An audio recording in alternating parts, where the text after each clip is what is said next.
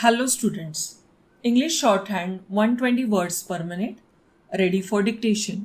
Ladies and gentlemen, it gives me great pleasure to welcome you to the 15th annual general meeting of your company.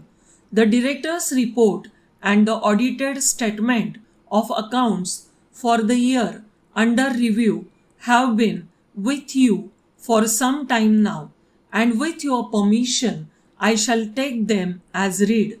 I am proud to announce that your company has completed a decade of excellent performance.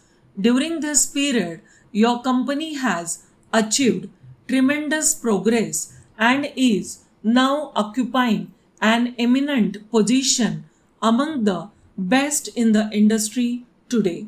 This growth has been made possible due to our commitment to quality and excellence in service even during difficult times. The continued support from the shareholders and the investing public has helped the employees commit themselves to achieve the impressive growth during this year. Also, your company has achieved significant growth.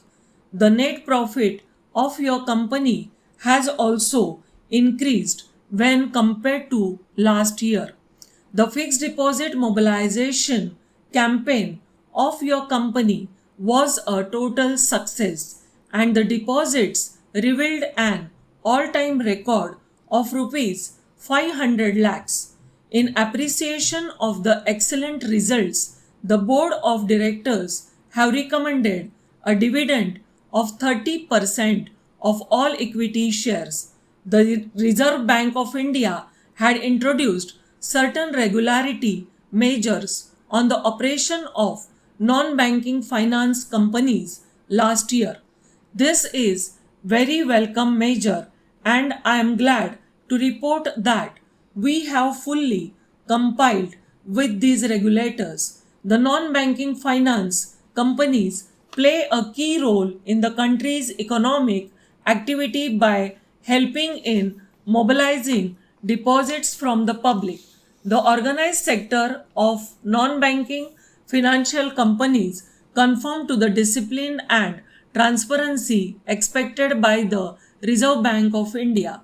However, unfortunately, the aggressive practice of the companies in the unorganized sector who resort to offering high rate of interest has brought a bad name to companies in this line of business and has created apprehension in the minds of policymakers. The result is that Reserve Bank has clubbed all the non-banking financial institutions together in according a lower priority for financial support.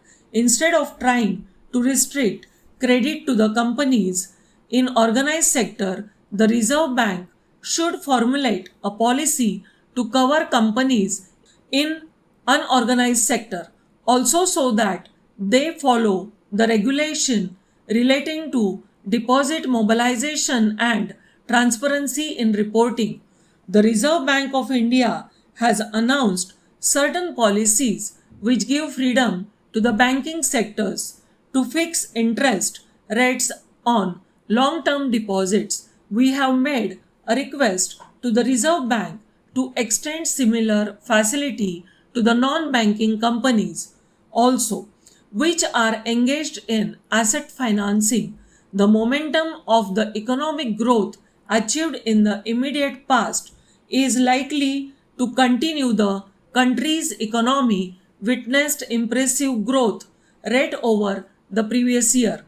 In addition to the encouraging export, the monsoon this year, though delayed, was good. Thank you, students.